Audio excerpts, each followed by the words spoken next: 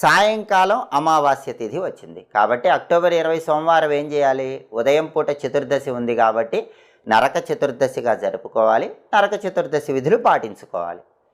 సాయంకాలానికి అమావాస్య వచ్చింది కాబట్టి అదే రోజు సాయంకాలం పూట దీపావళి పండుగ నిర్వహించుకోవాలి. ధనలక్ష్మీదేవి పూజ చేసుకోవాలి. దీపావళి విధులు పాటించాలి.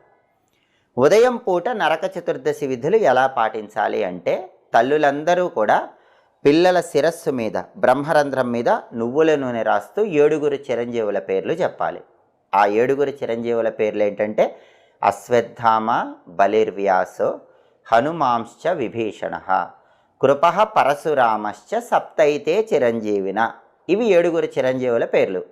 ఈ పేర్లు చెప్తూ పిల్లల మాడు మీద నువ్వుల నూనె రాయాలి. అప్పుడు పిల్లలకి సంవత్సరం మొత్తం ఆరోగ్యం బాగుంటుంది, అపమృత్యు దోషాలు ఉండవు. అలాగే నరక చతుర్దశి రోజు